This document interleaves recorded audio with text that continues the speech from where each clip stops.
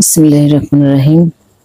আলহামদুলিল্লাহ, সকল প্রশংসা সেই মহান রবের এবং প্রশংসা জানাই যার ভিতর দিয়ে এই মানব কুলের প্রতিষ্ঠিত হওয়ার যে ধর্ম বা কর্ম বা স্থিতি সবকিছু এসেছে। এবং আরো প্রশংসা জানাই সেই নবী করিম সাল্লাল্লাহু আলাইহি সাল্লামের উপর যার ভিতর দিয়ে এই আল্লাহ পাকের তরফ থেকে এই দ্বীনি ধর্মের প্রকাশ ঘটেছে। এবং আমার জন্মদাতা পিতা মাতার চরণে আমার ভক্তি এবং শ্রদ্ধা রইল। তো আজকে আমি মানুষকে এই শরীয়ত, মারফত, তরিকত এবং হকিকত সম্বন্ধে কিছু বলতে চাই আমার মালিকের ইচ্ছাতে। তো এখানে আমরা যে পৃথিবীতে জন্মগ্রহণ করেছি এবং এটা আল্লাহ পাকের যে একটা বক্তব্য ছিল যে এই মানুষ হচ্ছে সৃষ্টিকুলের সর্বশ্রেষ্ঠ। এই মানুষ হচ্ছে সৃষ্টিকুলের সর্বশ্রেষ্ঠ। তো সেই শ্রেষ্ঠত্ব নিয়ে আমরা এখানে এসেছি, এই পৃথিবীতে জন্মগ্রহণ করেছি। যেভাবেই আমাদেরকে আনা হোক বা যে গুণেই আমাদের আনা হোক সেটা আজ আর আমি বলবো না। তো এই যে শ্রেষ্ঠত্ব আমরা নিয়ে এসেছি, কিন্তু মুক্তির জীবন নিয়ে এসেছি, স্বাধীন জীবন নিয়ে এসেছি, আসলে কি তাই? আসলে কি তাই, নাকি এখানেও আবার কিছু কারণ বা কিন্তু আছে? এখানেও কোনো কারণ বা কিন্তু আছে। তো এখানে আমাদের যে ধর্মগ্রন্থ, এটা শুধু আমাদের না, আমাদের চারিপাশে যত মানব দেখি আমরা পৃথিবীতে, প্রত্যেকটা মানবেই এক একজনে এক একটা ধর্ম পালন করে, সেটা যে ধর্মই হোক। আর একজনের কাছে আর একজনের ধর্ম বিধর্মী হিসেবে এখানে গণ্য হয়েছে। কিছু সংখ্যক মানুষ এমনও আছে যারা নাস্তিক, বা কোনো ধর্মই তারা মানে না বা ঈশ্বরকেও মানে না। তো আমরা যারা ধর্মের মধ্যে আছি, সেটা মুসলিম হোক, হিন্দু হোক, খ্রিস্টান হোক, ইহুদি হোক, যেটাই হোক, প্রত্যেকটা ধর্মের মধ্যেই দুইটা দিক রাখা হয়েছে। কি দিক? আমরা যতই এখানে শ্রেষ্ঠ হয়ে থাকি না কেন, সৃষ্টির শ্রেষ্ঠ হয়ে থাকি না কেন, কিন্তু আমাদের কর্ম অনুযায়ী আমাদের সেই নিয়ম কানুন, পথ বা সত্যতা, হাকিকত যেটাকে বলা হয় সত্যতা, বা সেই সত্যতা চেনার যে বিষয় যাকে মারফত বলা হয়, এর মধ্যে দিয়ে আমাদের জীবন এই শ্রেষ্ঠ জন্মে থাকবে কিংবা থাকবে না, এটার একটা নির্ধারণ করা হয়। যেটাকে আমরা এই ধর্ম যারা মানে তাদের প্রত্যেকের ধর্মেই বোঝানো হয়েছে স্বর্গ এবং নরক, কিংবা আমাদের ধর্মে যেটা বেহেশত এবং দোজখ। আমরা যদি সেই নিয়ম কানুনের ব্যতিক্রম কিছু করি, তাহলে আমাদের দোজখ অর্থাৎ এই জীবন ধ্বংস, মানে এই শ্রেষ্ঠত্ব নষ্ট হয়ে যাবে, তাই তো? আর এই শ্রেষ্ঠত্ব নষ্ট হবে বলেই আমাদের সেই ওই যে এই যে শ্রেষ্ঠত্বর জীবন, এটা আমরা আর ধরে রাখতে পারবো না। সেটাকেই মূল হিসেবে যদি আমরা দেখি, তাহলে সেটাকেই কিন্তু দোজখ বলা হয়েছে না। আর আরেকটা বেহেশত, যেটা আমরা আমাদের রব বা যিনি আমাদের সৃজন করেছেন তার অনুযায়ী বা তার সূত্র অনুযায়ী, তার দেখানো পথ অনুযায়ী, সে তো আর এই পৃথিবীতে আসে নাই। স্রষ্টা উনি মানুষের মধ্যেই আছেন, এটা তার আয়াত। তিনি বলেছেন যে আমি মানুষের মধ্যে আছি। সেই মানুষের মধ্যে থাকা যে রবকে যারা জাগ্রত করেছে, তাদের ভিতর দিয়ে আমরা যারা মানুষ আছি, আমরা জানতে পেরেছি যে সেই নিয়ম কানুন, সেই পথ, সেই চেনা জানা, সেই হক অর্থাৎ সত্য প্রতিষ্ঠিত করতে যারা পারবে, তারাই একমাত্র সেই বেহেশতি জীবন পাবে, অর্থাৎ সেই শ্রেষ্ঠত্ব জীবন। যে শ্রেষ্ঠত্ব জীবন পেলে সমস্ত সৃষ্টির উপর রাজ করা যায়, রাজত্ব করা যায়, তাকেই বলা হয় বেহেশতি জীবন। আমরা যেমন ইচ্ছা করলেই গরুকে জবা করে খেয়ে ফেলতেছি, হাঁসকে জবা করে খেয়ে ফেলতেছি, ইচ্ছা করলে এটা মানুষ পারে, কিন্তু একটা গরু কিন্তু সহজে তা পারে না। আমরা রাজপ্রাসাদে ঘুমাই সোনার পালঙ্কে, এমনকি কিছু কিছু রাজারা আছে সোনার পালঙ্কে এবং রূপার পালঙ্কেও তারা ঘুমাইতো। তাহলে এটা কেন? ওই যে আমাদের ওই শ্রেষ্ঠত্বর যে একটা বডি দেওয়া হয়েছে, শ্রেষ্ঠত্বর যে একটা জ্ঞান গরিমা দেওয়া হয়েছে, তার কারণে আমরা এটা ভোগ করতে পারি, সমস্ত সৃষ্টির উপর আমরা রাজত্ব করতে পারি। তাহলে আমাদের যদি এই শ্রেষ্ঠত্ব দেওয়া হয়ে থাকে, সমস্ত কিছু ভোগ করার জন্য দেওয়াই হয়ে থাকে, তাহলে সেটা আমরা ভোগ করতেছি এবং নিয়েও থাকি, কিন্তু সেটা চিরস্থায়ী না, সেটা চিরস্থায়ী না। এটার কারণেই আমাদের কি করতে হবে, যেন সেটা চিরস্থায়ী হয়। আমাদের প্রত্যেকটা ধর্মেই বলা আছে যে আমরা এখানে পৃথিবীতে যারা আছি তারা চিরস্থায়ী জন্মে থাকবো না। যতই শ্রেষ্ঠত্ব অর্জন করি আর যতই ভোগ বিলাসের সাথে দিন কাটাই, যতই রাজত্ব করি, কিন্তু আমরা সেই শ্রেষ্ঠত্ব, এই সুরত বা নূর বা সেই আত্মা আমরা ধরে রাখতে পারবো না। এটা এক সময় না এক সময় আমাদের থেকে বিচ্ছিন্ন হয়ে যাবে। এবং বিচ্ছিন্ন হওয়ার পরে যে আমাদের জন্মটা আসতেছে, সেখানে কিন্তু দেখানো হয়েছে দোজক এবং বেহেশত। অর্থাৎ এই যে মানব সুরতটা, মানব আত্মাটা, এটা ধারণ করে যদি আমরা সেই সুরতের উপর, সেই শ্রেষ্ঠত্ব সুরতের উপর বহাল থাকতে পারি, নিয়ে যেতে পারি এখান থেকে, তাহলে পরবর্তী জীবনে গিয়ে আমাদের সেই সুরতটা হবে অমর। অর্থাৎ আমরা আমাদের সেই বেহেশতি জীবনের কায়েম করে নিয়ে চলে গেলাম, আমরা আজীবন সেখানে থাকব এবং এই সৃষ্টির উপর রাজত্ব করব, ভালোবাসা দিয়ে হোক, কিন্তু সেখানে আমরা ভোগ বিলাসিতা এবং রাজত্বও করতে পারবো। এটাকেই বোঝানো হয়েছে বেহেশত, নাকি? কোন মানুষ যদি বেহেশতে যায় তো তাকে কি দেখানো হয়েছে কোরআনে, আমাদের ধর্মগ্রন্থে? প্রাসাদ, বাগান, তারপরে হুর, তারপরে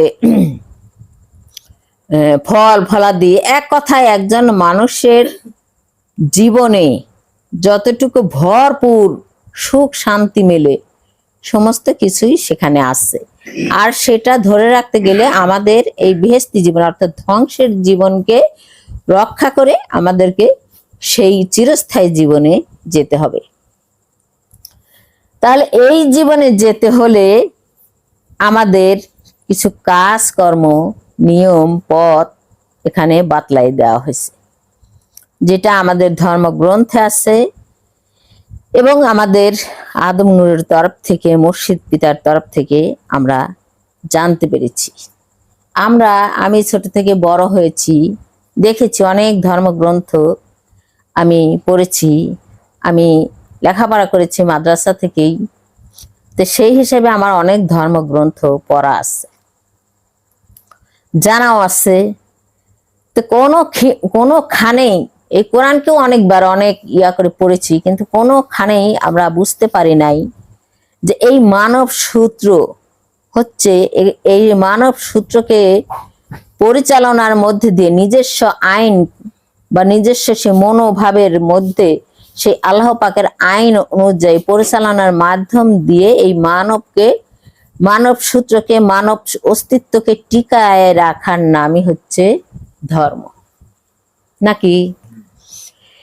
সেই মানব অস্তিত্বকে টিকায় রাখা, এই শ্রেষ্ঠত্ব অস্তিত্বকে টিকায় রাখার নামই হচ্ছে ধর্ম, বেহেশতি জীবন। আর যদি টিকায় না রাখতে পারি এই মানব অস্তিত্বকে, যখনই আমরা ধ্বংস করে ফেলবো, সেই রবের হুকুমতের বাহিরে গিয়ে বা সেই মানব অস্তিত্ব টিকানোর যে নিয়ম কানুন সেগুলোর বাহিরে গিয়ে, তখনই আমাদের এই মানব অস্তিত্ব বা শ্রেষ্ঠ অস্তিত্ব ধ্বংস বিলীন হয়ে যাবে, আমরা দোজকি হয়ে যাব। তো এখন এই মানব অস্তিত্ব আমরা কিভাবে টেকাবো, যেটা আমাদের মুর্শিদ পাক অর্থাৎ আদম নূর আমাদের চক্ষু খুলে দিয়েছেন, যেটা আমরা এতদিন আমার মনে হয় যে কেউই অবগত ছিল না। যারা মুর্শিদের এখনো ইয়াতে আসে নাই, তারা ওই বেহেশতের লোভে আর দোজকের ভয়ে তারা ধর্ম পালন করে। কিন্তু মানব অস্তিত্ব যেখানে ধ্বংস এবং এই মানব অস্তিত্বরই যাবার চিরস্থায়ী আছে, এটা নিয়ে কারো বুঝ জ্ঞানে এখনো আমার মনে হয় আসে নাই। যেহেতু এইটার বুঝ একমাত্র এই আদম নূর কোরআন থেকে আর তার নিজস্ব সেই আদম নূরের যে জ্ঞান গরিমা আল্লাহ থেকে পেয়েছেন, সেখান থেকে তিনি আমাদেরকে বুঝাই দিয়েছেন। তো সেই বুঝ অনুযায়ী এখানে 4টা কথা বলা হয়েছে, যেটা আমরা দেখি যে তরিকত, হাকিকত, শরীয়ত, মারিফত, এই 4টা দিক এখানে দেখানো হয়েছে। তো এই 4টা দিক নিয়ে আমি আজকে কথা বলবো। তো সেটা কেমন, সেটা আমরা যদি দেখি, তরিকত প্রথমেই আসে। তরিকত যেটা অর্থ হচ্ছে পথ, যেটার অর্থ হচ্ছে পথ। তো এখন এই পথটা কিন্তু কোরআনেও এসেছে যে আমাদের সেই সরল পথের উপর চলতে হবে, তাই তো? আর সেই সরল পথ পাবে কারা? এই মুত্তাকিন। সেই কোরআনের যত আয়াত কানুন, যত নিয়ম কানুন, যত যাহা কিছু ধারণ করার ব্যাপার, সেটা এই মুত্তাকিনের জন্য। তাহলে এই মুত্তাকিনটা আগে কি? সেই মুত্তাকিন হওয়া যায় তখনই যখন কোনো মানুষ সেই আল্লাহর হেদায়েতকে গ্রহণ করে, নাকি? তো এখন আমরা যদি দেখি যে সেই মুত্তাকিন কি, যেহেতু এটা অনেক মানুষ বলে যে মুত্তাকিন হচ্ছে যারা সৎকর্ম করে, যারা সে কোরআন আইন অনুযায়ী মেনে চলে, তারাই মুত্তাকিন। কিন্তু না, এখানে কোরআন কিন্তু সেটা বলে নাই। এখানে কোরআন বলছে কোরআন তাদেরই জন্য যারা মুত্তাকিন, অর্থাৎ কোরআনে ঢোকার আগেই তাকে মুত্তাকিন হতে হবে, তাই তো? তো আমাদের মুর্শিদ যেমন আমাদের আগে হিদায়াত দ্বারা মুত্তাকিন করে তারপর কোরআনের মধ্যে ঢুকাই দিছে, কোরআনও কিন্তু তাই বলছে। তাহলে আমরা সেই কোরআনের আইন অনুযায়ী আমরা আগে মুত্তাকিন হয়েছি, অর্থাৎ মুত্তাকিন হয়ে আমাদের সেই সরল পথে আমাদেরকে চলতে বলা হয়েছে। তাহলে এখানে যদি আমরা দেখি যে সেই সরল পথটা কি, এখানে যেহেতু মানব সুরতটাই শ্রেষ্ঠ সুরত এবং সেই সূত্র, সেই মানব সুরত হওয়ার, চিরস্থায়ী হওয়ার যে জ্ঞান গরিমা বা নিয়ম কানুন, সেটা কোরআনে আসছে। তাহলে মুর্শিদ আমাদের বলছে সেটা মাতৃগর্ভ, তাই না? তাহলে মুর্শিদ হচ্ছে আদম নূর, যেখান থেকে আমরা আত্মার স্বীকৃতি নিয়ে সেই কোরআনের ভিতর ঢুকলাম পরবর্তী জীবনে, যাতে আমরা এই মানব সুরতকে, এই অস্তিত্বকে চিরস্থায়ী করতে পারি, এটাই তো।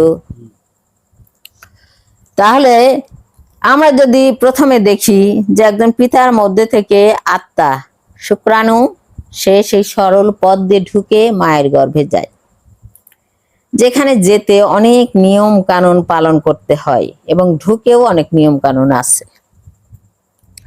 ঠিক তেমনি আমাদের সেই আদম নূরের হচ্ছে তাকে খলিফা করে পাঠানো হয়েছে, অর্থাৎ তিনি হচ্ছে সে দিনী নূর বা আত্মার মালিক করে এই পৃথিবীতে পাঠানো হয়েছে, আল্লাহ পাক তাকে পাঠিয়েছেন। সেই আত্মা এই হেদায়েতের মাধ্যমে নিয়ে আমরা কোথায় ঢুকলাম? বিশ্বমাতার গর্ভে, অর্থাৎ কোরআনের মধ্যে। এখান থেকে আমরা যে নিয়ম কানুন যদি আমরা পালন করি, তবেই আমাদের এই যে মাতৃগর্ভ থেকে যে সুরতটা পেয়েছি এই সুরত থাকবে, নইলে এই সুরত ধ্বংসশীল হয়ে যাবে।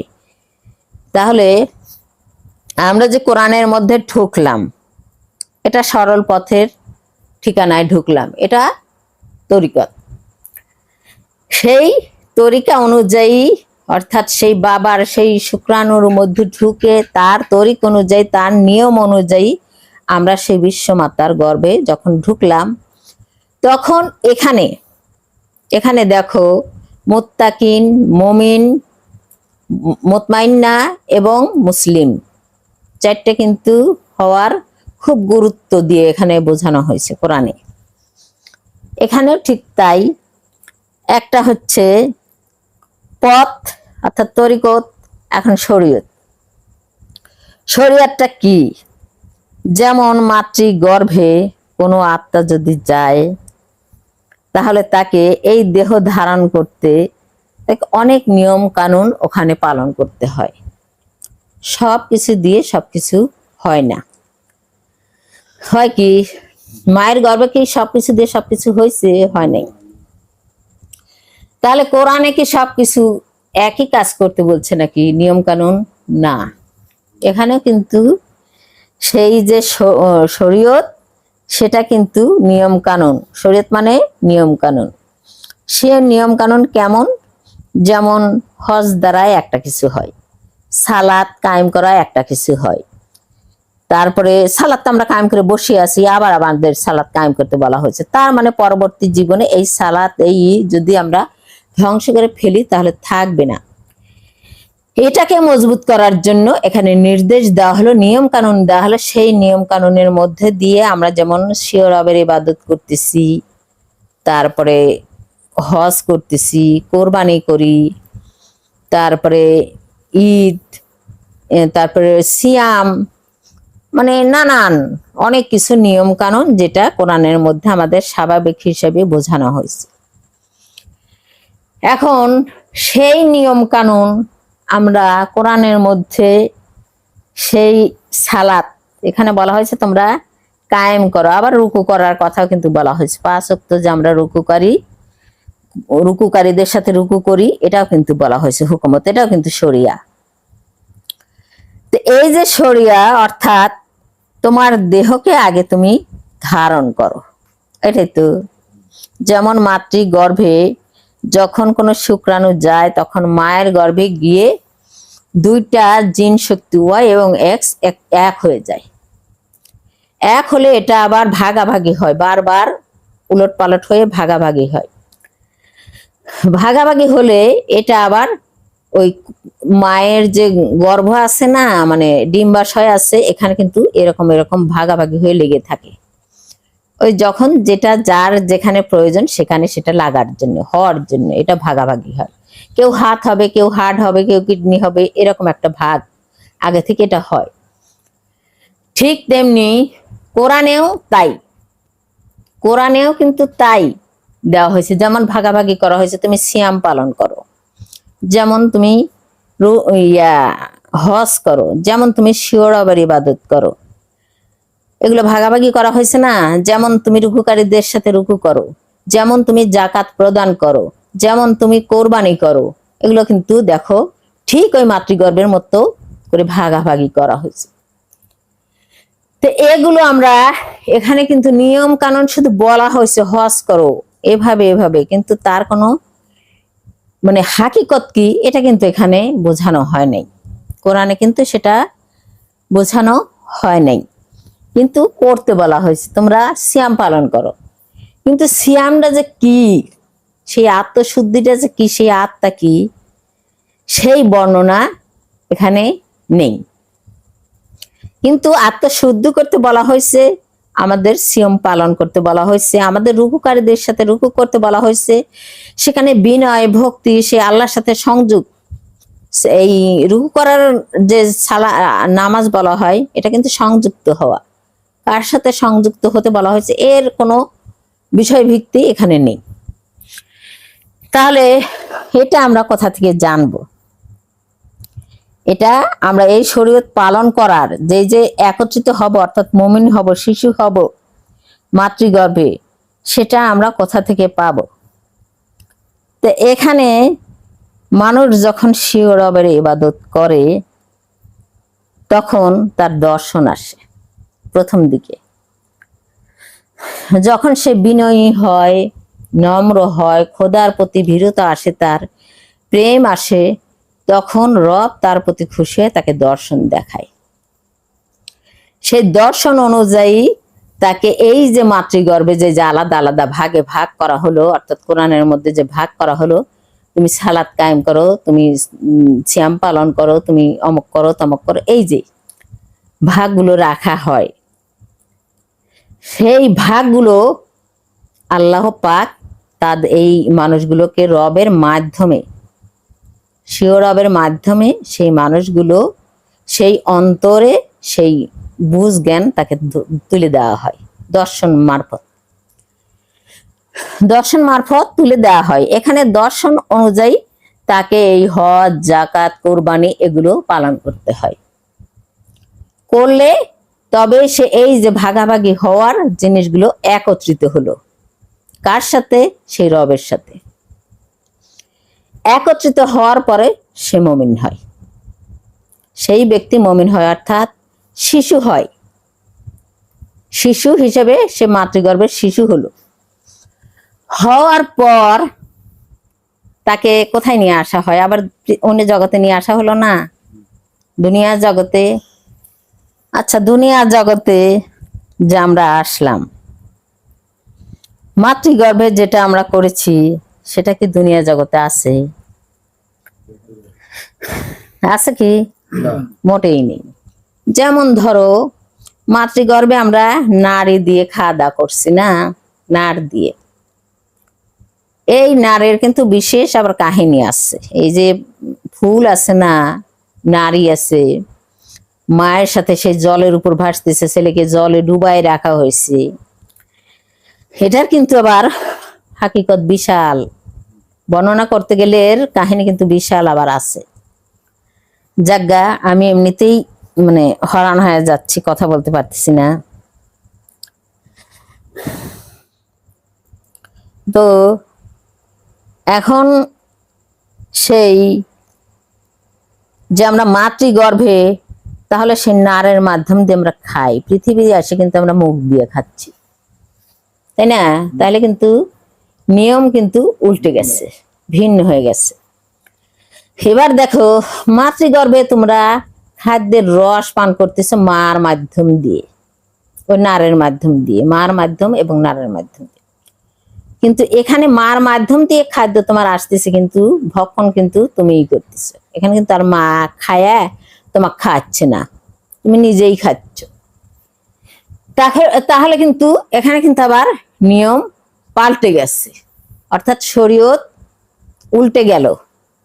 যেটা শরীয়ত ছিল তোমাকে সমস্ত কিছু এই রবের সাথে সংযুক্ত করে পূর্ণ মানব স্রোত গড়ার জন্য, সেই ফেরেশতাদের অস্তিত্ব বা নবুয়তের অস্তিত্ব, সেগুলোকে তোমার ওই আল্লাহর অস্তিত্বের সাথে সংযুক্ত করার জন্য যে নিয়ম কানুন, সেটা এখানে এসে পাল্টে গেল। এই যে আমাদের কিছু লোক বলে, যেটা আমাদের হেদায়েতের মধ্যেও বলে, আরো অন্যান্য মানুষেরাও শুনি আমি, তারা বলে যে আমরা দর্শন দেখি। আচ্ছা, দর্শন দেখলে এই যে শুধু সংযুক্ত হওয়া যায়, সে কি পূর্ণ মানুষ হয়? একজন শিশু কি পূর্ণ মানুষ? একজন শিশু কি পূর্ণ মানুষ? আচ্ছা, সেই দর্শনগুলোরও যা তারা যে দাবি করে, আমি ওখানে গেছি, আমি এখানে গেছি, আমি এটা দেখছি, আমি ওটা দেখছি। আচ্ছা, মাতৃগর্ভে কি কোনো যাওয়ার জায়গা, না দেখার জায়গা, নাকি সংযুক্ত করার জায়গা? এই যে কোরআনে যে বলছে তোমরা হজ করো, এটা কি মাতৃগর্ভের কারবার না? তোমরা সিয়াম, আত্মশুদ্ধি করো, এটা কি সেই নবুয়তের আত্মাদের কারবার না? নাকি ওই আমি মক্কায় গেছি, স্বপ্নে দেখলাম আর হয়ে গেল, আমি আসমানে গেছি, স্বপ্নে দেখলাম, দর্শনে দেখলাম, হয়ে গেল এই কারবার। এই দর্শন কি এগুলো দেখার জন্য হয়? যাদের মন মানসিকতা যেমন তারা সেই দর্শনগুলো দেখে। আমি স্কুলে লেখাপড়া করতেছি, তাই না? আমি স্কুলে লেখাপড়া করতেছি, কি লেখাপড়া করতেছি? বস্তু বিশেষ তো সেখানেই, জানার বিষয় তো, জ্ঞানের বিষয় তো সেখানে। আমি স্কুলে গেলাম, স্যারকে দেখলাম, পড়লাম, কিন্তু সেই বিষয়ে কোনো জ্ঞান নেই, তার কর্ম নেই, তার বাস্তবতা নেই। সেই দর্শনের কোনো লাভ আছে? সেই শরিয়ার কোনো লাভ আছে? কোনো লাভ নেই। তুমি যদি শরিয়াই পালন করতে যাও তাহলে তোমাকে কোরবানি করতেই হবে। আর এই কোরবানি তোমাকে আগে দর্শনে আসতে হবে। সেই যে আলাদা আলাদা মাতৃগর্ভে আছে, সেই আলাদাগুলোকে সংযুক্ত করতে গেলে ওখানে মা করে দিচ্ছে, এখানে তোমার কে করবে? এখানে তোমাকে নিজেকে করতে হবে না? তাহলে নিজেকে করতে হলে কার কাছে তোমাকে সেই বিষয় জানতে হবে? সেই দর্শনের মধ্যে কার কাছে? সেইটা জানতে গেলে তোমাকে রবের জ্ঞানে জ্ঞানী হতে হবে। রব তোমাকে হুকুমত করবে কোন নিয়মে, কোন ইয়াতে করতে হয়, কোন জ্ঞানে, কোন জিনিস বস্তু বিশেষ দ্বারা করতে হয়, সেটা তো রবই বুঝাবে। নাকি তোমরা জানো? তোমরা জানো? এই যে তোমরা যে এত বড় বড় সব দুনিয়া ভরা মানুষ, তোমরা কি জানো যে হজের মাধ্যমে কি হয়, কোরবানির মাধ্যমে কি হয়? কিচ্ছু জানো না। অথচ আল্লাহ কিন্তু ভাগ ভাগ করে এগুলো কোরআনে রেখে দিছে। আচ্ছা, তো এবার আসুক হলো এই মারফত। মারফত যেহেতু কথাটা কোরআনে সরাসরি নাই, তবুও কোরআনে লেখা আছে যে সত্য যে বস্তু বিশেষগুলো আছে সেগুলো তারা চেনে, কিন্তু তারা মেনে নেয় না। তো মারফত কি? সত্য, সত্যতা, বস্তু বিশেষকে সত্যায়িত করা, কর্ম দ্বারা সত্যায়িত রূপ দান করা, তাকে বলা হয় মারফত। যেমন তোমার কোরআনে যে জিনিসগুলো তুমি শরীয়ত মারফত করে আসলে, দর্শনের মারফত, ওখানে কিন্তু দর্শন জগৎ, দর্শন দ্বারা তুমি পূরণ করে দিয়ে আসলে, এবার তুমি শিশু হিসেবে অন্য জগতে চলে আসলে। সেই শিশুকে আবার যুবক হতে যে মারফত আছে, যেমন খাদ্য ওখানে যা ছিল এখানে তা নেই, পাল্টে গেছে। তো এবার তোমার সাথে সেই নবদ গুলোই আছে নাকি? শিশুর মাতৃগর্ভের যে নবদ গুলো দিয়ে শিশু গড়ানো হয়, সেই নবদ গুলো তো বাইরে না। আচ্ছা, সেই খানাগুলোই কিন্তু খাচ্ছ কেন? ওই নবদ গুলোকে সচল সবল রাখার জন্য, নাকি? সচল সবল রাখার জন্য দুনিয়াতে সেইগুলোই কিন্তু আবার খাচ্ছ। তাহলে এখন সেই নবদ গুলোকে আবার পরবর্তী জীবনে কায়েম করে নেওয়ার যার জন্য, তাহলে কি ওই মাতৃগর্ভে যে নিয়ম পালন করছে সেটাই হবে, নাকি এই নিয়মটাকে আবার অন্য ভিন্ন হওয়া উচিত? এটা ভিন্ন হওয়া উচিত না। যেহেতু মার গর্ভে একভাবে হলো, দুনিয়ায় এসে আর একভাবে হলো, খাচ্ছি আলাদা, সেই জিনিসগুলো সেই নবদকেই সচল রাখার জন্য, তাই না? কিন্তু সেই নবদ গুলো যদি আমরা খাওয়ার মধ্যে সচল রাখি, তাতে কি আমাদের এই দেহ টিকবে? কবরে গিয়ে টিকবে না এই অস্তিত্ব থাকবে? থাকবে না। কিন্তু এই খাওয়ার, এই যে আমরা বক্ষণ করতেছি, চাল ডাল মাছ মাংস সবই খাচ্ছি, তাতে কিন্তু এই নবদ কায়েম হবে না, এই সালাত কায়েম হবে না। কিন্তু এটাকে কায়েম করতে গেলে তাহলে এই নবতী মার গর্ভে থেকে নিয়ে আসলে এই নবতী আবার খাচ্ছ, খাওয়া তাকে সচল সবল রাখতেছ, কিন্তু রাখার পরেও মানুষ দোজকে যায়, যায় কি না? অর্থাৎ ধ্বংস হয়। তাহলে এই খাদ্যখানা আর ওই মাতৃগর্ভ থেকে নিয়ে আসা নবত, এটাই তোমাদের শুধু কাজ চলবে না, এটার মাধ্যম দিয়ে শুধু কাজ চলবে না। এই নবতের যে অস্তিত্ব অর্থাৎ সত্য গুণ আছে, সেই সত্য গুণের উপর প্রত্যেকটা মানুষকে প্রতিষ্ঠিত হতে হবে, না? সেই নবুয়ত গুলোকে তোমাদের প্রত্যেকটা মানুষ যদি তোমার এই অস্তিত্বকে টিকায় রাখতে চাও, তাহলে সেই নবুয়তের যে সত্য গুণ আছে, যেটাকে মারফত বলা হয়, বস্তু বিশেষ বলা হয়। বস্তু বিশেষ কোনটা? যেমন নবুয়ত খেয়ে আমি নবুয়তকে সচল রাখছি, কিন্তু ওখানে বস্তু বিশেষই খাচ্ছি, বস্তু বিশেষকেই সচল রাখতেছে।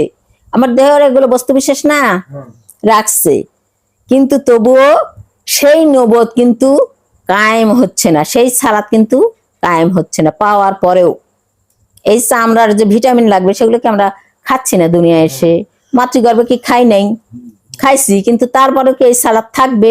তাহলে কেন আবার কায়েম করতে বলা হলো? কেন আবার কায়েম করতে বলা হলো? তার মানে এটা থাকবে না, চিরস্থায়ী থাকবে না। তাহলে সেই সালাতকে ধরার জন্য তোমাকে সেই স্বীয় রবের কাছ থেকে সরাসরি, এখানে হলো ওই দর্শন আর থাকবে না, কিন্তু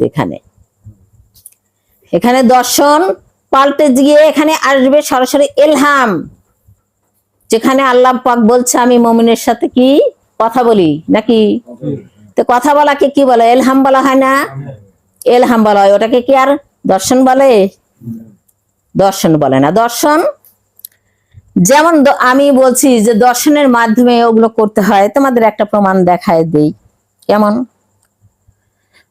যেমন ইব্রাহিম নবী স্বপ্নে দেখছিল, ওটাকে দর্শন ছিল না? দর্শনে কিন্তু ছিল। স্বপ্ন মানে কি দর্শন না? সে দর্শন দেখে তার সে কোরবানি কি করছে? বাস্তবতাই করছে না? আচ্ছা, তাইলে তোমরা সেই মাতৃগর্ভের যে আলাদা আলাদা করে রাখা বস্তু বিশেষ বা কোরআনের ভিতর যে রাখা বস্তু বিশেষ, সেকে একত্রিত করতে এই দর্শন অনুযায়ী তোমাদের কর্ম করতে হবে। নইলে তোমরা কোনোদিনও সেই শিশু বা মানব সুরতের যে প্রথম ধাপ শিশু অবস্থা, সেই মমিন অবস্থা, সেখানে যেতে পারবা না। সেখানে যেতে পারবা না। এটা হলো মূল শরিয়া নাকি? এটাই হলো মূল শরিয়া। এবার এখানে যখন তুমি মমিন হয়ে গেলে, দুনিয়াতে আর এক জগতে চলে আসলে, এখানে যখন রব তোমার সাথে সংযুক্ত হয়ে গেল, তোমার এই সমস্ত নবুয়তের সাথে সংযুক্ত হয়ে গেল, তখন তুমি আসার পরে তোমার রব তোমার সাথে কথা বলবে। সেটা কি আমরা যে এই আমার মায়ের গর্ভ থেকে আসছি, তুমি তোমার মায়ের গর্ভ থেকে আসছো, সেই শিশুর সাথে কথা বলে রব? না, সেই শিশুর সাথে কিন্তু কথা বলে না, তাকে কেউ মমিনও বলে না। তার নাম হয় শিশু, তার নাম হয় মানুষ, মানব শিশু, কিন্তু সে মমিন শিশু হয় না। তাকে কি কেউ মমিন বলে? মমিন হতে গেলেই এই কোরআনের যে আইন কানুন নিয়ম, সেই নিয়ম তাকে দর্শন অনুযায়ী পালন করে দিয়ে তারপর তাকে মমিন হতে হবে, শিশু হতে হবে। সেই শিশুর সাথে একমাত্র রব কথা বলে। কি কথা বলে? এইখানে হলো ওই যে মুর্শিদ যে বলছে না যে তোমাদের মাতৃ মধ্যে সমস্ত মারফত লুকানো আছে। তোমাদের মায়ের মধ্যে, অর্থাৎ এই বিশ্ব গর্ভের মধ্যে সেই সমস্ত মারফত লুকানো আছে। আবার এই যে আমি যে মা, আমার মধ্যেও সেই বিশ্ব লুকানো আছে, আমার মধ্যেও সেই মারফত রাখা হয়েছে। তাহলে সেই যুবক বয়সে আসতে, তোমাদের শিশু বয়সে আসলে কিন্তু অনেকগুলো জিনিস কিন্তু সেটা তোমাদের সংযুক্ত হয় না। কেমন? যেমন একটা নারীর স্তন হয় না, একটা নারীর মিন্স হয় না, মিন্স না হলে তার ডিম্বাশয় হবে না, ডিম্বাশয় না হলে সে বাচ্চা জন্ম দিতে পারবে না। তোমাদের দাঁত হয় না, অনেক কিছু। তোমরা কথা বলতে পারো না, ঠিক না? তোমরা কিন্তু এগুলো পারো না, এই শিশু। তেমনি এই মমিন যারা, তাদেরও সেই দর্শন জগৎ থাকলেও তারা ইলহাম না হওয়ার কারণে তাদের সেই জ্ঞানের বস্তু বিশেষ তারা বলতে পারে না, জ্ঞান আসে না, বোঝে না যে আমি আগুনে হাত দিলে কি হবে, আর পানিতে ওই পুকুর সামনে ওখানে হেঁটে আমি ওর মধ্যে নামলে কি হবে। আছে? তাদের সেই জ্ঞান আছে? নেই। তাহলে মমিন হলেই মনে করো না যে আমরা মমিন হয়ে গেছি আর আমাদের জ্ঞান গর্ব একবারে পাকাপোক্ত হয়ে গেছে। না, ওই মুমিন ওই শিশু পর্যন্তই তার জ্ঞান গর্ভ হয় না, যত টাইম পর্যন্ত ওই ইলহামের সাথে সংযুক্ত না হয়। তে এই মানুষগুলো যখন ইলহাম আসে তখন তাকে প্রথম দিকে তাকে সেই যুবক হওয়ার, অর্থাৎ বাল্য জীবন, শিশু জীবন থেকে বাল্য জীবনে নিয়ে যাওয়ার জন্য যে জিনিসগুলো তৈরি করার জন্য সেই জিনিসের মারফত গুলো তোমাকে আগে আনতে হবে। সেই জিনিসের মারফত গুলো তোমার রবের কাছ থেকে জেনে চিনে আনতে হবে। আনলে তুমি বাল্য জীবনে যাবা, অর্থাৎ তোমার দাঁত হবে, তোমার কথাগুলো ফুটবে, তুমি হাঁটতে পারবা, তুমি বুঝতে পারবা যে আগুন ছুলে কি হয়। এগুলো বাল্য জীবনে পারে কিনা, বোঝে কিনা? বোঝে। বাল্য জীবনে বোঝে, শিশু জীবনে বোঝে না। বোঝে, তাহলে বাল্য জীবন তোমার চলে আসলো। কিন্তু তোমার আর একটা জিনিস বাকি রয়ে গেল, সেটা এই যে তোমার যৌবন দ্বারা তোমার শুক্রাণু, কিন্তু এটা যৌবনে না আসলে হয় না। ঠিক তো? সবকিছুই হয়, কিন্তু এই যৌবনে না আসলে মেয়েদের মিন্স হয় না, ডিম্বাণু হয় না, ছেলেদের শুক্রাণু হয় না, এই শুক্রাণুর কোনো কাজ হয় না। কিন্তু যৌবন যদি আসে, অর্থাৎ একজন মানুষ পূর্ণ মানবে যদি চলে আসে, তখন সেই মানুষটা দেখো আবার আর একটা মানুষকে জন্ম দিতে পারে। সেই নারী দেখো সে আবার মানুষকে, কোনো শিশুকে জন্ম দিতে পারে, পারে না? এটা এই অধিকারটা কিন্তু দুইজনকেই দেওয়া হয়েছে। যেমন একজন পিতাও পারে জন্ম দিতে, পিতাকেও বলা হয় জন্মদাতা, আবার মাতাকেও বলা হয় গর্ভধারিণী, অর্থাৎ তার ভিতর থেকে আমি জন্মগ্রহণ করেছি, বলে না? তাহলে এই অধিকার কিন্তু দুজনকেই দেওয়া হয়েছে, একজন দিয়ে হবে না। এখানে আবার দেখো, তোমাদের যদি প্রশ্ন করা, আমি এর আগে ওদেরকে প্রশ্ন করছিলাম একবার, যে রাত আর দিন কখনো এক হয় না, কিন্তু এমন এক জায়গায় তুমি নিয়ে যাও যেখানে রাত আর দিন একত্রিত করা হয়েছে, সেই জায়গাটা আমাকে দেখাও। তো সেই জায়গা হলো এই নারী পুরুষ যখন যৌবনে আসে, দেখো রাত আর দিন এক হয়ে যায়, সংযুক্ত হয়। সংযুক্ত হয়ে রাত আর দিন আবার মাতৃগর্ভে, অর্থাৎ পুরুষ থেকে দিন যায় আর মাতৃগর্ভে রাত, সেই রাত সংযুক্ত হয়ে আবার দেখো আমার একটা মানুষ তৈরি করে দিয়ে রাত আর দিন সংযুক্ত করছে, করছে কিনা? তাহলে তোমাদের সেই দিন, একজন শিশুর দিন আছে, কিন্তু রাতের সাথে সংযুক্ত হওয়ার কোনো পারমিশন নেই, তার হতে পারবে না। সে হয়ে রাতের সাথে সংযুক্ত হয়ে যে তার মাধ্যম দিয়ে সে আর একজন শিশুকে জন্ম দিবে, আর একজন মানুষকে জন্ম দিবে, সেই অধিকার তাকে দেওয়া হয় না। তো এই মারফত হলো সেই ইলহামের ব্যাপার, যেটা সরাসরি তুমি মুর্শিদ রূপেই বলো আর নিজের শিওরব বলো, যেটাই বলো, তার মাধ্যম দিয়ে যখন সে শিওরবের সাথে তার ইলহামের মাধ্যমে কথাবার্তা হয়, তখনই সে কিছু মারফত আছে, যে মারফত দ্বারা সে ওই জগতের চির যৌবনা হওয়ার জন্য, চিরস্থায়ী মানব হওয়ার জন্য সে প্রস্তুত হয়। এই জগতের কথা আমি বলতেছি না, এই জগতের যৌবন প্রাপ্ত, এই জগতের খাদ্যখানা খেলেই হবে, হয়ে যায়, সে যৌবনে চলে আসে। কিন্তু পরবর্তী জীবনে যেহেতু আমাদের সেই এই জীবনকে ধরে রাখার জন্য একটা নিয়ম কৌশল ইবাদতকে রাখা হয়েছে, সেই জন্মে যদি আমরা না যৌবনে প্রাপ্ত হই, তাহলে বলা হয়েছে না যে বেহেশতে সেখানে কিছু কিছু শিশুরা এই সুরা দেবে, অমক করবে, অতমক করবে, তাদেরকে কিন্তু বলা হয় না তাদের জন্য স্ত্রী আছে। বাল্য জীবনে কারো স্ত্রী থাকে না, ওই স্ত্রী দিয়ে কোনো কাজও হয় না, মুখে মুখে কবুল বললাম আর হয়ে গেল, ওটা কোনো স্ত্রী বলে না। স্ত্রী আর স্বামী স্ত্রীর যে কর্ম, সেটা কখনো জীবনে হয় না। তো এই যে যারা দর্শন জগৎ নিয়ে শুধু মুমিন হবে বা কিছুটা এগিয়ে যাবে, বাল্য হবে, তারা ওই বেহেশত থেকে ওই বাল্য জীবন ধারণ করবে। এটা মুর্শিদ কিন্তু অনেকবার বলছে, তোমরা হয়তো শুনছো কি না শুনছো, কিন্তু আমরা শুনছি যে বাল্য জীবনে তোমরা ওখানে কেউ কেউ চলে যাবা, কারণ তোমাদের কর্মে ঘাটতি থাকার কারণে। নাকি বলছে? কর্মে ঘাটতি থাকার কারণে। এই কর্মটা কি ছিল? এই কর্মটা কি ছিল? শুধু রশি ধরে থাকলেই কি সেই কর্মটা হাসিল হয়ে যাবে? বাস্তব জীবন হয় কখনো? আল্লাহর রশি বা রবের রশি, এটা তো মানুষের জীবনের প্রত্যেকটা সময়ের একটা সংযুক্ত ব্যবস্থা। অর্থাৎ আমি আমার আত্মার সাথে দেহকে সংযুক্ত রাখার জন্য প্রত্যেকটা সময় তাকে স্মরণ করতে বলা হয়েছে। কোরআনে নির্দেশ দিছে যে তোমরা সকাল সন্ধ্যা বা সারাদিনই তোমরা দিনমান সেই প্রভুর স্মরণে রাখো। সেই রশি ধরে থাকার নাম হলো স্মরণ রাখা। তাকে সবসময় তোমার সাথে সংযুক্ত রাখো। ধরে থাকা মানে কি? সংযুক্ত থাকা। সংযুক্ত থাকো, এই সংযুক্ত থাকার নাম হচ্ছে রশি ধরে থাকা। আচ্ছা, তাহলে মুর্শিদ যে কিছু কিছু মানুষকে এই যে কোরআন ফানা দেখালো, অমুক করা দেখালো, তমক করা দেখালো, আচ্ছা সে কি ইচ্ছা করে এগুলো করছে, নাকি যারা ওই পর্যায়ে গেছে তাদের কি করছে? ইচ্ছা করে করছে, কাউকে কাউকে কিছু দিছে ইচ্ছা করে।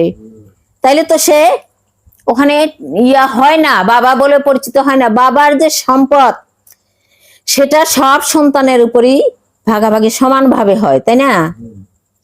তাহলে এখানে কোন সন্তান যদি, বাবা স্কুলে সব সন্তানকে পাঠায়, কোন সন্তান যদি রেজাল্ট ভালো করে তার লেখাপড়ার মাধ্যম দিয়ে উচ্চ লেভেলে চলে যায়, সেটা তার কর্মফল। সেটা কি বাবা করে দেয় নাকি নিজের করতে হয়? কিন্তু আমি এই আমাদের হেদায়েতিদের মধ্যে এটাও শুনি যে বাবা আমাদের দিল না কেন, দেবে না কেন? বাবার যেটা সম্পদ সেটা সমান ভাগে ভাগ করে দিছে, যেটা হেদায়েত নাকি, এবং বুঝায় দিছে তোমরা এই নিয়মের উপর চলো, কোরআনকে তোমরা দেখে দেখে পথ চলো, সেই কোরআনকে দেখো এবং সেই নিয়ম অনুযায়ী নিজের মধ্যে সেই বস্তু বিশেষ ধারণ করো। নাকি বলছে? কোরআন বুঝো, বুঝে তারপরে সেটা পড়ো, পড়ে আগে পড়ো, পড়ে তাকে বোঝো, বুঝে তারপরে তাকে নিজের জীবনে বাস্তবায়ন করো। বাস্তবায়নের জিনিস যদি না বোঝো, অর্থাৎ সেই মারফত যদি না বোঝো, তাহলে তোমরা কোনোদিনও এই কোরআনকে তোমাদের জীবনে বাস্তবায়ন করতে পারবে না। এটা কিন্তু তার একটা ভিডিওতে আছে এই বক্তব্য, যে তোমরা কোরআন কি মনে করছো? এই যে সারা দুনিয়ার মানুষ যে এই যে মৌলবীরা বা আলেমরা যে কোরআন পড়ে, মুখস্থ বিদ্যা করে বা এমনি সেগুলোর যে অনুবাদ করে, তাই না, বাংলায় অনুবাদ করে বা বাংলায় তার ব্যাখ্যা বলে, সেই ব্যাখ্যা অনুযায়ী তুমি যদি সেই বস্তু বিশেষ না বুঝে তোমার জীবনে ধারণ না করতে পারো, এখন আমাকে বলছে কোরবানি করো, আর আমি জীবনেও পশু কোরবানি করলাম না, তাইলে কি হবে? করলাম না। এখন আমাদের বলছে সালাত কায়েম করো, আমি জীবনেও সালাত কায়েমের কিছুই বুঝি না, তাহলে কি হবে? হবে না। তোমাদের বলছে তোমরা হজ করো, তোমরা জীবনেও হজ করলা না, তাহলে কি হবে? কোরআনের আইনকে তোমাদের সে বাস্তবায়ন হবে?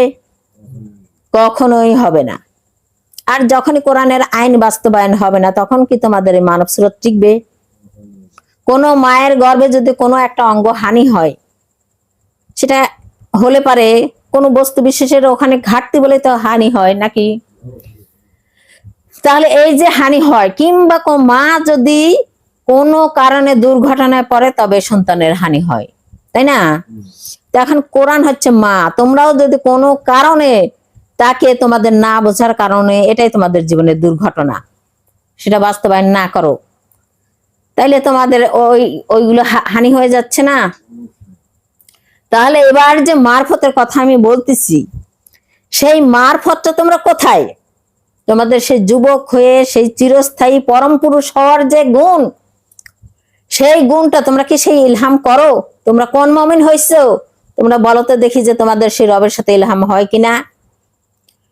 তোমরা শুনছো মুর্শিদ ঘুমাইতে পারে না কেন? তার রব তার সঙ্গ ছাড়া হয় না, রব তার কানের গোড়ে অনর্গল কথা বলতে থাকে।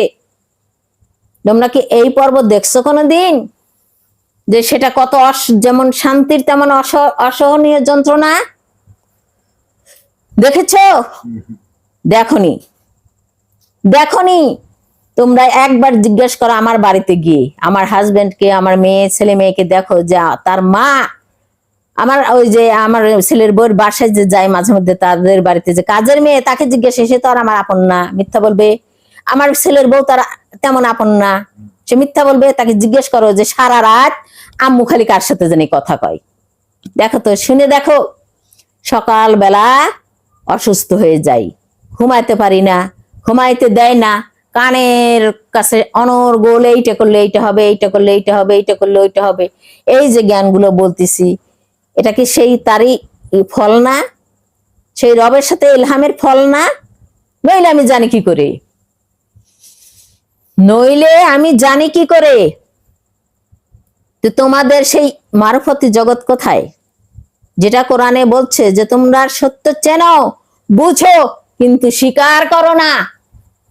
অর্থাৎ তোমাদের তো দেখতেছো যে তোমাদের এই হাত পা এগুলো ঠিকই আছে, কিন্তু মারা যাওয়ার পরে এগুলো থাকে না। তাহলে কেমন করে তোমরা ভেস্তে যাবা? কেমন করে তোমরা ভেস্তে যাবা? কোন ভেস্তে যাবা? এই বডি না থাকলে কি ভেস্ত আছে? কোন সুযোগ সুবিধা তার জন্য আছে? নেই। তাহলে এই বডি তৈরি করতে যে জিনিসগুলো তোমরা মাতৃগর্ভে, ওটা দর্শনের ব্যাপার ছিল, ওটা সংযোগের ব্যাপার ছিল। আর পুরুষ হওয়ার ব্যাপার যেটা, এটা এলহামের ব্যাপার, সরাসরি রবের সাথে সংযুক্ত হয়ে কথা বলা। তোমরা কোথায় আছো? কোন হাকিকতা আমাকে শিখাতে চাও? কোন জ্ঞান আমাকে শিখাতে চাও তোমরা? কোন জ্ঞানে আমাকে ভুল ভুল বলে আখ্যায়িত করো? আমি তো কতবার বলছি যে আসো তোমরা আমার সামনাসামনি হও। যদি আমি কোনো কোথায় ভুল বলে থাকি, তাহলে নিশ্চয়ই তোমরা আমাকে ধরে দিয়ে যাও। আমার মালিকের তরফ থেকে আমি তাতে স্বীকার করব যে হ্যাঁ, এখানে আমি ভুল করছি।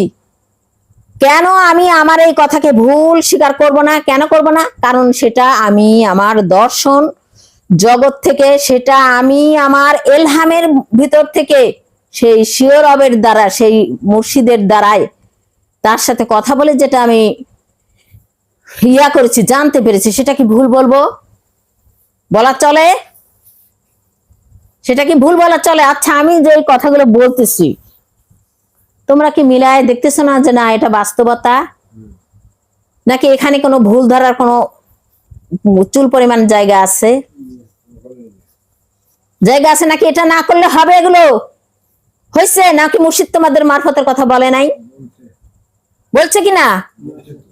তাহলে তোমরা কিভাবে অস্বীকার করো যে আপনি কি বলেন? ওগুলো সবার জন্য না, ওগুলো সবার জন্য না। মানুষ তৈরি হতে যদি সবার জন্য একই নিয়ম হয়ে থাকে,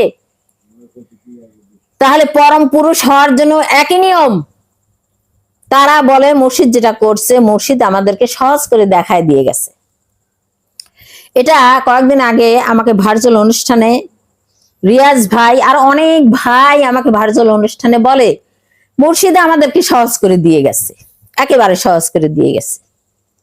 আচ্ছা, মুর্শিদ যে সহজ করে দিয়ে গেছে, আমি রিয়াজ ভাইকে বললাম কিভাবে সহজ করলো আপনাকে বলেন তো দেখি। এখন বলতেছে জাপা, আমি একদিন বসেছিলাম মুর্শিদের সাথে, তা আমি মুর্শিদকে বলছি হুজুর আমরা এইগুলো কিভাবে ধরবো? তখন মুর্শিদ বলল যে এই যে হাড়ি দেখতেছ না, এই হাড়িটার যে সরা দেওয়া আছে, এই হাড়ির মধ্যে যা কিছু রাখার আমি রাখছি, এই হাড়ির মধ্যে যা কিছু রাখার আমি রাখছি, এবার তোমরা ঢাকনাটা খুলে খাও। এটা তা আমি বললাম যে এটা আপনাকে বলছে আর আপনি খুব সহজ মনে করলেন। আচ্ছা, মাতৃগর্ভে যে হাড়ির মধ্যে সবকিছু রাখে, মাতৃগর্ভ একটা হাড়ি না? আচ্ছা, সেই হাড়ির মধ্যে যে আল্লাহ পাকই তো সবকিছু রাখছে, না কে রাখছে? আল্লাহ পাক রাখছে না? আচ্ছা, সেইটা খুলে তোমরা কেউ বলো তো যে কিডনি কি দিয়ে বানাইছে? মুর্শিদ তো হাড়ির মধ্যে রাখছে, এটা তো আমিও জানি, তাই না? তোমাদের যে বলছে যে ইব্রাহিম নবী আগুনে পড়ে নাই, তারপরে তোমাদের যে বলছে জাকারিয়া নবীর এই অবস্থা, মুসা নবীর এই অবস্থা, ইউনুস নবী মাছে খাইছে, আচ্ছা এগুলো কি আল্লাহ পাক হাড়িতে রাখে নাই? মুর্শিদ বলে নাই যেগুলো রূপক আয়াত না, এগুলো সে মাতৃগর্ভের কারবার, তাই বলছে না? তাহলে যদি তাই হয়ে থাকে তাহলে এখানে সেই মাতৃগর্ভের মধ্যে ঢাকনা দেওয়া না। আচ্ছা, তোমরা মুর্শিদ বললো যে তোমরা শুধু খুলে খাবে, তাই না? একবারে সহজ, খুলে খা একবারে সহজ। তো খুলে এবার বলো তো, দেখাও তো। ওই যে ইয়ার যে মুর্শিদি আবার বলছে যে এগুলোর হাকিকত আছে যেগুলো তোমাদেরকে পূরণ করে দিতে হবে, বাস্তবায়নে আনতে হবে। এবার আমাকে একটা হাকিকত বুঝাও তো দেখি, কোন সহজ করে দিছে তোমাদেরকে। কি খাইলে, কি খায়া তোমার এই জীবন অস্তিত্ব গঠন হলো, নাকি এমনি এমনি হয়েছে?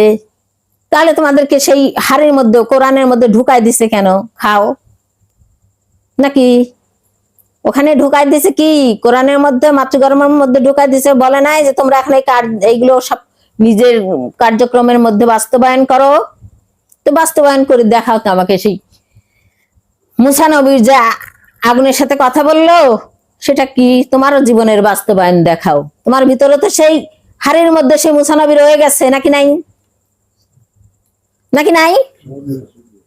তোমাদের তোমাদের প্রত্যেকটা মানুষের ভিতরে, আমাদের প্রত্যেকটা মানুষের মধ্যে সেই হাড়ির মধ্যে, অর্থাৎ চামড়া বুঝাইছে মুর্শিদ, সেই চামড়া হাড়ি বুঝাইছে, সেই হাড়ির মধ্যে সমস্ত কিছু রেখে দিছি। এবার বলো তো, যদি মুর্শিদ সহজ করে দিয়ে যে থাকে, তাহলে তোমাদেরকে মারফত বুঝালো না কেন? মারফত কেন বুঝালো না?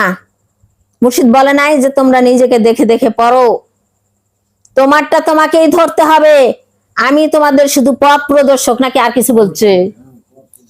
পথ প্রদর্শক কোরআন কি পথ প্রদর্শক না? কোরআন কি এসে কাউকে বলে যে এভাবে হজ করতে হয়, এভাবে বাস্তবায়ন করতে হয়? রব, আমাদের যে শিও রব, আমাদের মুর্শিদ ধরায় দিয়ে গেছে, সে কি এসে কখনো বলে যেটা এই ওটা ওই? নাকি তার কাছে তোমাকে আগে যেতে হয়, ইবাদত করে করে, সাধন করে করে তাকে ডেকে আনতে হয়? কি বুঝাও তোমরা আমাকে? কোন জিনিসটা সহজ দেখাও, সেই হাড়িটাই বুঝাও যে কি ছিল তোমার সেই হাড়ি। সেই হাড়িটাই তুমি বোঝাও। মুর্শিদ যে হাড়িটা তোমাকে দেখাই দিয়ে গেল, তাহলে দর্শন জগৎ কোথায়? তাহলে সেই দর্শন জগৎ কোথায়? তাহলে সেই শরীয়ত মারফত হরিকত কোথায় গেল? সেই হাকিকত তরিকত কোথায় গেল? সেই মারফত কোথায় গেল? মারফত যারা পালন না করবে, শরীয়ত যারা পালন না করবে, সেই তরিকতের উপর পথ যারা সত্য সঠিক সেই সরল পথে না চলবে, তারা কখনো হাকিকতের মুখ দেখতে পাবে না। হাকিকত মানে কি?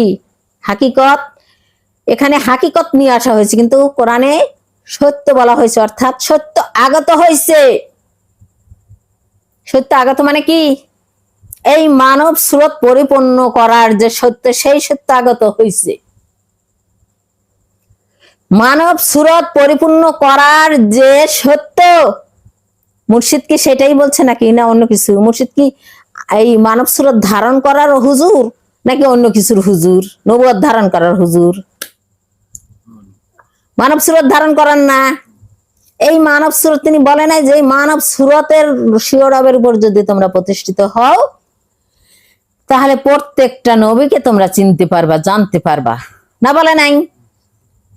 বলছে তো। তাহলে যদি বলে থাকে, তো তোমাদেরকে যারা বলো তোমরা নিজের কর্ম নিজে ফাঁকি দেওয়ার জন্য এটা বলো যে মুর্শিদ আমাদের সব করে দিছে, তাহলে মুর্শিদ যদি বলে থাকে যে তোমার অস্তিত্ব তোমাকেই ধারণ করতে হবে, তোমার নবুয়তকে তুমি চিনবা যদি তুমি শিরোরবের উপর প্রতিষ্ঠিত হও, তাহলে তোমরা বলো তো দেখি, একটা নবীর কথা বলো, কিভাবে তোমরা চিনলা? কিভাবে তোমরা চিনেছো? মুর্শিদ সহজ করে দিয়ে গেছে, তোমাদের রব তোমাদের উপর প্রতিষ্ঠিত করে দিয়ে গেছে, তাকে এখন তোমরা ধারণ করতে বলা হয়েছে নাকি ধরতে বলছে? যেমন মাতৃগর্ভে সমস্ত নবুয়ত, সমস্ত রবগণকে এবং আল্লাহর সত্যকে, মানব আত্মার সেই আদম নূরের সেই সত্তাকে তোমাদের এই তোমার এই মানব দেহের মধ্যে এনে দিয়েছে, তাই বলে কি তা সেগুলোকে তোমার করে দিয়েছে? মুর্শিদ কি বলছে? বলে নাই যে এগুলো তোমরা তোমরা তোমার উপর প্রতিষ্ঠিত নাও, এগুলো তোমাদের কিচ্ছু তোমাদের নয়, তোমাদের করে নিয়ে যেতে হবে নাকি? বলে নাই যে তোমাদের করে নিয়ে যেতে হবে? তো এখন করে নিয়ে যাবা, তোমাদেরকে হাড়ি খুলে খাওয়া লাগবে তো আগে। হাড়ি চেনো না, আবার সে করে নিয়ে যাবা, সেটা কিভাবে করে নিয়ে যাবা তার কোনো জ্ঞান নাই, গুণ নাই, কিছু নাই। মুর্শিদ বলছে আর হয়ে গেছে না? তোমাকে কি মুর্শিদ বলছে যে আমি আমি যেটা যে জ্ঞানগুলো বলছি এই জ্ঞানের মধ্যেই তুমি সীমাবদ্ধ থাকো, আর কিছু লাগবে না তোমার? সে বলছে তোমাদেরকে কোরআনের মধ্যে ঢুকাই দিলাম, মাঝে মধ্যে অনেক আয়াত তিনি পাঠ করেছেন, সমস্ত আয়াতের জ্ঞান গর্ভ কয়টা তোমাদেরকে বুঝাই দিচ্ছে? একজন মানুষ তার সামান্য একটু হায়াত, সেই হায়াত দিয়ে সেই অগণিত জ্ঞান গরিমার কথা একজন মানব মানে বিশ্ব ব্রহ্মাণ্ডে যাহা কিছু আছে একজন মানুষের তাহা আছে। সেই বিশ্ব ব্রহ্মাণ্ডের জ্ঞান এই কয়েকদিনে কতটা প্রচার করতে পারে? কতটা প্রচার করতে পারে সে? তো এগুলো কি অত সহজ? মুর্শিদ যে তোমাদের মারফতের কথা বলবে, যে মারফতের যোগ্যই হয়নি, মমিনই হয়নি, সে যদি এটা পালন করে তখন তার উপায়টা কি হবে? মুর্শিদ কি এটা বোঝে না? এই জন্য মুর্শিদ বুঝেই যার যখন যেটা দরকার তখন তাকে সেটা দিচ্ছে নাকি? যদি তাই না হয় তাহলে এখন বলবে জাহান আর আম্বিয়াই খালি কোরআন ফানা করছে, তারাই সুরতের সালাদ ধরছে, তারাই সব জানে, আর তো কেউ জানে না, আরো অনেকেই জানে, কারণ তারা সেই জায়গায় পৌঁছেছে তাই তাগারে দিছে। তোরা পৌঁছাতে পারিস না, তোকে দেয় নাই, এটা তোদের ব্যর্থতা। এটা মুর্শিদের না জানানোর কোনো অসৎ ইচ্ছা নাই। যদি না জানানোর অসৎ ইচ্ছে থাকতো তাহলে বেটা বেটি কি দিয়ে যেত? তো গাড়ি দিত না কাউকে কাউকে কাউকে কাউকে যাদেরকে দিছে তারা নিশ্চয়ই সেখানে তারা পৌঁছে গেছে, তাই তাদেরকে দিছে। তোরা পৌঁছাতে পারিস নাই, তোদের ব্যর্থতা, তোদের ব্যর্থতা। এটা আম্বিয়ার বলার ভুল না, মুর্শিদের বলার ভুল না, মুর্শিদের না দেওয়ার কোনো ভুল না, তোদের ব্যর্থতা। তোরা সেখানে যেতে পারিস নাই, তাই তোদের ব্যর্থতা। তোরা সেই হাকিকতের উপর দাঁড়াতে পারিস নাই, সেই সত্যের উপর দাঁড়াতে পারিস নাই, তোদের সেই রবের সাথে তোদের সেই ইলহাম হয় না, যেটা কোরআনে বলছে মুমিনের সাথে রবের কথাবার্তা চলে, সেটা হয় না, তাই তোদের সেই রবের জ্ঞান তোদের মধ্যে নেই। তোরা শুধু পর জ্ঞান নিয়ে ঘুরিস। আচ্ছা, মুর্শিদের যে জ্ঞানগুলো আমরা শুনি, মুর্শিদের যে জ্ঞানগুলো আমরা শুনি, সেই জ্ঞানগুলো যদি আমরা বাক্যে আওড়াই, সেটা কি আমার রবের জ্ঞান না মুর্শিদের রবের জ্ঞান ছিল? যদিও আমরা সেই আদম রবের উপর আমরা প্রতিষ্ঠিত, মানে তার রব ধরে আসছি, ধারণ করে করছি, ধরে আসছি, তাই আমাদের সেই আত্মশক্তি আমরা বেঁচে আছি। কিন্তু আসলে কি সেটা কি আমাদেরকে ধরতে বলা হয়েছে না? তাহলে ধরতে যতক্ষণ না পারি, তাহলে ওই মুর্শিদের শোনা জ্ঞান সেটা আমার রবের জ্ঞান নয়। মুর্শিদের শোনা জ্ঞানের জ্ঞান সেটা আমার রবের জ্ঞান নাই। আমার রবের জ্ঞান তখনই হবে যখন মুর্শিদদের তরফ থেকে যে রব আমার মধ্যে এসেছে, সেই রব যখন আমার সাথে কথা বলবে। এই জন্য বলা হয়েছে স্বীয় রব। তোমাকে রব দান করা হলো, তোমাকে দিন দান করা হলো, তোমাকে সালাত দান করা হলো, বলে নাই? তাহলে কি বলছে যে আমার আমার আমার রব আমি তোমাদেরকে ধরতে বলছি, তাই বলছে? বারবার বলছে যে আমার রবকে তোমাদেরকে ধরতে বলি নাই, তোমাদের স্বীয় রব তোমরা তাকে ধরো। কোরআনেও কিন্তু তাই বলছে, তোমরা স্বীয় রবের ইবাদত করো। কোনখানেই এমন লেখা নাই কোরআনে কিন্তু রবের কথা, এখানে তিনটা রবের কথা বলা হয়েছে, তিন জায়গায় তিন রকম বলা হয়েছে। এক জায়গায় মহান রব, বিশ্ব রব, এক জায়গায় মানুষের রব, আর এক জায়গায় স্বীয় রব। কোরআন কি বলছে? তোমরা স্বীয় রবের ইবাদত করো। মুর্শিদও তাই বলছে যে তোমার অস্তিত্বকে তুমি পড়ো এবং জানো, বোঝো এবং নিজের অস্তিত্বকে নিজের উপর প্রতিষ্ঠিত করো। এরই নামই এই শরীয়ত, তরিকত, হকিকত, মারিফত যাহা বলো, এই চার গুন্ডির মধ্যে এরই নামই সেইটা। তোমাদের কি বলছে যে আমার রবের উপর তোমরা প্রতিষ্ঠিত হও, নাকি বলছে তোমার রব তোমার সাথে দিয়ে দেওয়া হলো আজকে থেকে? তোমার সালাত তোমাকে প্রতিষ্ঠিত করতে বলা হলো, তুমি তোমার স্বীয় সালাতকে তুমি প্রতিষ্ঠিত করো, তোমার স্বীয় দিনকে তুমি প্রতিষ্ঠিত করো। মূল হিসেবে তিনি, মূল হিসেবে তিনি, তিনি পথ প্রদর্শক যেমন দানকারী তেমন। কোন জিনিস যদি কাউকে দান করা হয় সে জিনিস আলাদা হয়ে যায়, সে জিনিস তার থাকে না। যেমন তোমাদেরকে একটা উদাহরণ দ্বারা আমি বুঝাই দিচ্ছি। যেমন আচ্ছা, তোমরা না হয় মুর্শিদের তরফ থেকে আসো নাই, জাহান কিন্তু মুর্শিদের তরফ থেকে আসছে না? আত্মাটা কোথা থেকে পাইছে? সরাসরি মুর্শিদের তরফ থেকে পায় নাই, আদম নূর থেকে পায় নাই, পাইছে কিন্তু। আচ্ছা, তোহা মায়ের গর্ভ থেকে কে সরাসরি জন্মগ্রহণ করছে? জাহান। আমিও করছি, আমার কথাটা বাদ রাখলাম, জাহান করছে, তাহলে দূরেই কিন্তু তার পূরণ হয়ে গেছে। আচ্ছা, তাও কি জাহান বলবে যে আমি আদম নূর? বলতে পারবে যে আমি আদম নূর?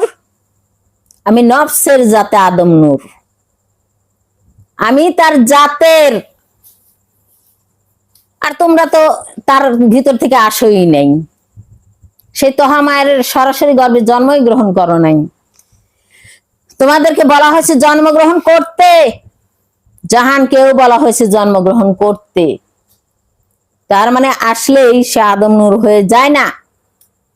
তোমরা কেন স্বীকার, যদি আদম নূর হয়ে যাও তোমরা, তাহলে জাহানকে কেন স্বীকার করো না? সবচেয়ে আগে জাহানকে স্বীকার করতে হবে তোমাদেরকে, কারণ সে সরাসরি, কারণ সে সরাসরি।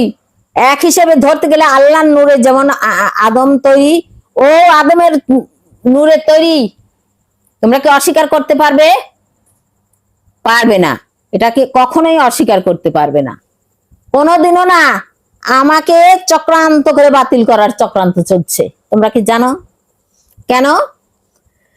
কারণ তাদের যে এই যে ইয়া আছে না, এই যে সব শরীয়ত মারফতের ব্যাপারগুলো আছে, তারপরে দর্শনের ব্যাপারগুলো আছে তাদের, এগুলো ভন্ডুল করে দিতেছি আমি আমার রবের জ্ঞান দ্বারা। তারা টিকতে পারতেছে না হাকিকতের কাছে গিয়ে, হকের কাছে গিয়ে। তাই আমাকেই বিধর্মী বানায়, এখান থেকে বিদায় করো, আম্বিয়াকে এখান থেকে বিদায় করে। কেন আম্বিয়াকে তোরা বিদায় করবি? কোন হিসাবে, কোন হিসাবে তুই বিদায় করবি? আমি তার ঔরজাত সন্তান, এখান চিরস্থায়ী ভাবে পৃথিবীর ঘুরে যদি আবার আসে, তাও বলবে আদম নূরের কয়টা ঔরজাত সন্তান ছিল, এই 5 জনেরই নাম নিবে। সে পাজি হোক, ইবলিস শয়তান হোক, বা জিন শয়তান হোক, বা একজন মুমিন বান্দা হোক, বা নফসে মুতমাইনের অধিকারী হোক, নাকি? তাহলে আমাকে বাতিল করিস তোরা কোন ভাবে, কোন আয়াতে, কোন জ্ঞানে, কোন নিয়মে? এখানে যা আমি বাতিল হই না, তারপরে তার অংশীদারি আমি সেই তোহা কন্যার অংশ নিয়ে বের হয়ে আসছি, এখান থেকেও তোরা আমাকে বাতিল করতে পারবি না। তারপরে আবার যদি কথায় আসে, এই যে ভূমি, এই যে বাড়ি ঘর রেখে গেছে, এখানে কি আমার হক নাই? এখানে কি আমার হক নাই? আমি কোনোদিনও মসজিদের জায়গা দাবি করি নাই, কিন্তু তোমাদের কথাই আজ বলতে হচ্ছে ওখানেও আমার সেই দাবি রয়ে গেছে, যেমন জাহানদের রয়ে গেছে। নাকি মিথ্যা বলছি? নাকি মিথ্যা বলছি? ওখানেও কিন্তু আমার সেই দাবি রয়ে গেছে। আমি দাবি করি না, সেটা হলো আমার ব্যক্তিগত ব্যাপার, যে না, ওটা আমার বাবা যেভাবে রেখে গেছে সেভাবেই থাকবে, সেভাবেই থাকবে। এখানে আমি কোনো দাবি করতে পারি না যে এটা আমার নিজস্ব জায়গা। কিন্তু তোমাদের কথাই আমাকে বলতে হলো। যদি পাখি বলতে পারে, যদি জাহান বলতে পারে, যদি জাকের বলতে পারে, তাহলে আমিও বলতে পারি।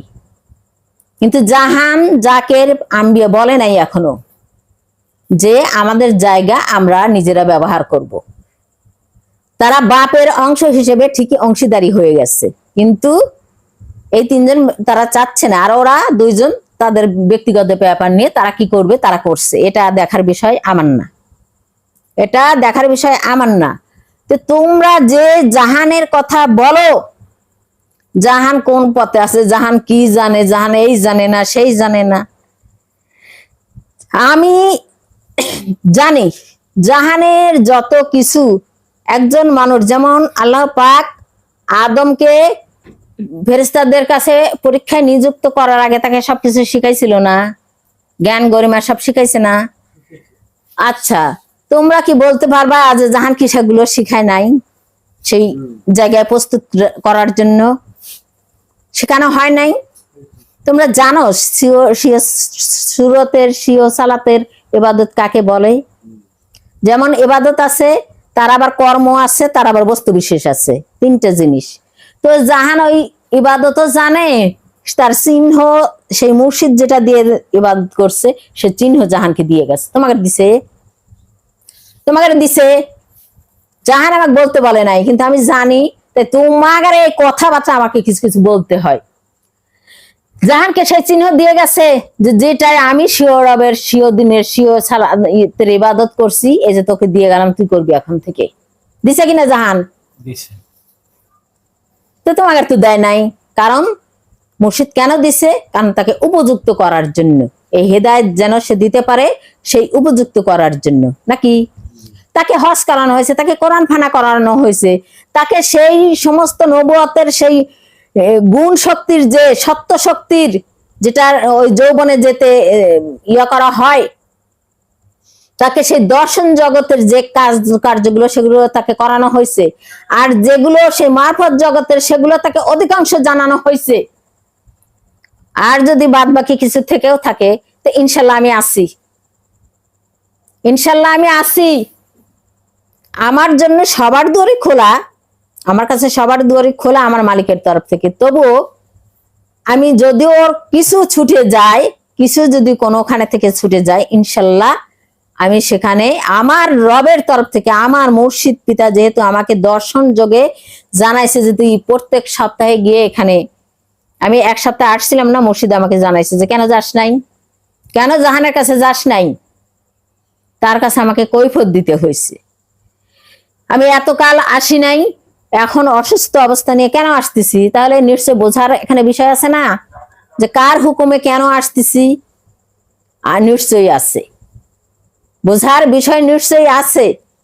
তো তোমরা কি বুঝবা সেই স্বীয় সুরতের সেই ইবাদতের কাহিনী, স্বীয় সুরত ধারণ করার সেই কাহিনী, সেই জ্ঞান, সেই নবুয়তের জ্ঞান অর্জন করার সেই কাহিনী কি বুঝবা? সেই নবুয়তের সেই সত্যগুলোকে তোমার সাথে সংযুক্ত করার যে সেই মারফত তোমরা চেনো? চেনো না। তোমরা বলবা এগুলো মুর্শিদ বলেই না। মুর্শিদ বলছে না যে কবরে যেদিন তোমরা যাবা, যাওয়ার পর যদি তোমরা এর এই দেহের যে যাহা কিছু দরকার, মারফত বলো, শরীয়ত বলো, যাহা কিছু বলো, দর্শন দ্বারা বলো, কোরআনের বাস্তবায়ন বলো, যেটাই বলো, সেগুলো যদি তোমরা ধরে আসতে না পারো, তাহলে তোমাদের এই আত্মা ল্যাংটা হয়ে ঘুরবে। নাকি বলে নাই? ল্যাংটা হয়ে ঘুরবে, অর্থাৎ তার কোনো, শুধু ওই আগুনের মধ্যে যেমন সূর্য, তার কোনো মানুষ সুরত দেখা যায়, তার মধ্যে দেখা যায় না, তেমনি ঘুরবে, সে একজন নূর হিসেবে ঘুরবে। আর যদি তোমরা শুধু এই দেহের ইবাদত করে যাও, আত্মাকে সঙ্গী করে না করতে পারো, তাহলে দেহটা ওই কবরের মধ্যেই আধার যেমন নিষ্ক্রিয় হয়ে পড়েছিল আল্লাহ নূর বিহনে, ঠিক তেমনি তোমাদের এই দেহটা নিষ্ক্রিয় হয়ে পড়ে থাকবে। এটা বলছে কিনা? আর এরা বলতেছে যে না, আমাদের দেহের কোনো ইবাদত করতে হবে না। আরে দেহের ইবাদত না করলে তুই সৎকর্ম করিস, কার ইবাদত? তোকে যে সত্য বলতে বলা হয়েছে, তোকে যে হাত ভালো করতে করা হয়েছে, এটা কি ইবাদত না? সৎকর্ম কি ইবাদত না? কোরআনের হুকুমত মানেই তো ইবাদত। এগুলো কি ইবাদত না? তোদেরকে যে কোরবানি করতে বলা হয়েছে, এগুলো কি ওই পশু দিয়ে করা হয় নাকি কি দিয়ে করা হয়? এগুলো কি সেই নবুয়ত ইয়া না? নবুয়তের ইবাদত না? কি দিয়ে কি বলে আর কি বুঝায়, কি রা নাকি মানে কি কি বলবো, সেই আহমদিনী এক শ্রেণী, অমক এক শ্রেণী। আহমদিনের কত রূপ এই মানুষে, তোরা জানিস? তোরা চিনিস সেই আহমদিনকে? তার কত রূপ। আমি তোদের এখানেই দেখ দুইটা রূপ দেখা দিতেছি। এই দেখ, মুর্শিদ বলছে না তোহা এবং তোহা কন্যা, তোহা এবং তোহা কন্যা। কন্যাকে আমার মানা, তাকে বলা হয় না তোহা কন্যা। তো আচ্ছা, তোহার যে রূপ সেটা কি নারী রূপ না? আহমদন রূপ সেটা কি নারী রূপ না? আচ্ছা, তোহা কন্যার রূপ আবার কি আলাদা? আলাদা হয়েছে? একই। তাহলে এই যে দেখ এখানে তিনটা রূপ দেখায় দিলাম, আবার দেখ চাঁদের এক রূপ, আবার দেখ এই বিশ্ব ব্রহ্মাণ্ডে দেখ তার রূপ, আবার দেখে যে আধার রাতে যে আধার নামে এটা তার রূপ। তো কয় রূপ চিনিস? কয় রূপ চিনিস? সে মাতৃ গর্ভের মধ্যে দেখ কত জায়গা কত রূপ। এই যে গর্ভ ধারণ করতেছে, মুর্শিদ বলে না এই যে এটা সেই আহমদুনের ঘর, বলছে কি না? আবার আমান বডি আহমদুন সমস্ত নবুয়ত নিয়ে দাঁড়া আছে নাকি? তো তার রূপের কোন সীমানা দেখাতে পারবি? কয়টা রূপ তার দেখা দিতে পারবি যে কতগুলো রূপ তার? মুর্শিদের একটা বইতে আছে যে আল্লাহ নাকি এই আজাজিলের সামনে বলছে, আজাজিলকে বলছে যে এই দরজা আমি এখন আছি, তুমি সেই দরজার যে রূপ সেই রূপ নিয়ে তুমি আমার কাছে দাঁড়াও। তখনই আজাজিল সাথে সাথে সেই রূপ নিয়ে দাঁড়াইছে। তাহলে এরকম যে কতগুলো দরজা ঘুরছে সে অতগুলো রূপ নিয়ে, তাহলে এগুলো কি তার রূপ না? তোমরা আহমদুন আহমদুন করে মরতে চাও, আহমদুনের এই আহমদুনের ওই, আহমদুনের আমি সব জানি, অমুক জানি তমুক জানি। আর যদি বলি যে আমার সামনে এসে কও, আর এখন আসতেই ভয় পাও, আসতেই ভয় পাও।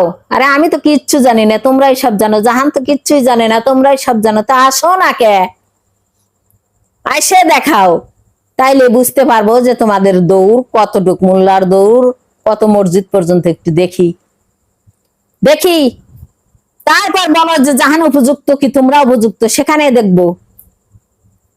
সেখানে দেখাও, তোমরা প্রমাণ করে দেখাও যে কে উপযুক্ত। তো যাজ্ঞা এত কিছু বললে এদের সাথে মানে বলে করে এদের আনাও যাবে না। যার যার মুক্তি তার তার কাছে, মুর্শিদ তার হাতে তাকে বুঝাই দিয়ে গেছে। তাকে সেই প্রত্যেকটা মানুষকে সেই রব এবং তার সেই অস্তিত্ব টেকানোর যে জ্ঞান, সে কোরআনের যে জ্ঞান তারকে বাস্তবায়ন করতে বলছে, এবং নিজেকে বুঝে বুঝে মুর্শিদের রশি ধরে ধরে স্বীয় রবের কাছ থেকে জেনে জেনে করতে সবকিছু বলছে। এটা মুর্শিদ সব আমাদের বোঝাই দিয়ে গেছে, কিন্তু করে দিয়ে যায়নি।